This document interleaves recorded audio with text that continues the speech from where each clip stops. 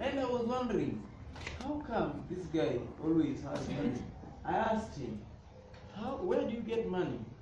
He told me, my friend, my debtors normally pay me back. And you can imagine what sort of answer that is.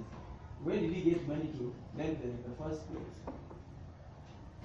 And I figured out that I had to do something to make money, to start having my own money to also buy things. And the first problem was, how do I get capital? Or the money to start? I was being introduced to business education. In our time, business education was studied in class 6. And I realized I had to look for it. I burnt charcoal the first and the last time. I told myself, I cannot charcoal burn because I will be degrading the environment. It's really hard. I'm really not very strong. I don't want to be one day. So I did it once and for all. I sold, it was 2 debes. Those days, it was 20 bob per debe. Yeah? Some of you maybe were not born, right? Very good.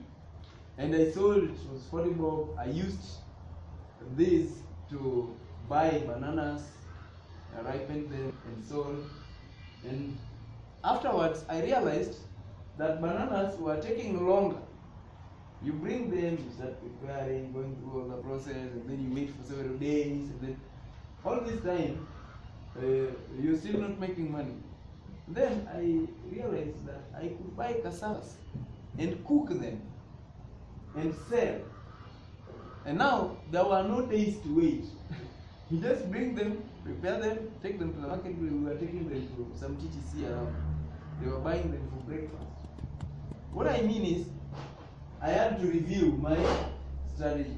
Later on in life, I started selling sweets. I started with ball gums and Co. I don't know if you remember Co. There used to be something greenish. So I bought and started selling, and I realized sweets were taking longer and the money was not as much, and it kept graduating. I went to biscuits, which were bringing bigger profits. Then I went to eggs, and eggs were selling like crazy. What I've learned over time is you always need to review your product, review your strategy, as long as the main goal is still kept. What was the goal? The goal was to keep myself with some money to solve my daily problems. When you start anything, life will just treat you like any other person. You can either blame somebody for it, or you can take up responsibility. And if you choose to take responsibility, you'll get solutions. Don't focus on others. Don't focus on other things.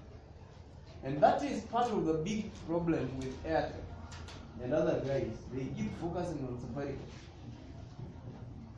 And while Safaricom doesn't focus on them, Safaricom keeps coming up with refined products, finer ones, and better products, and they keep thinking ahead. You see?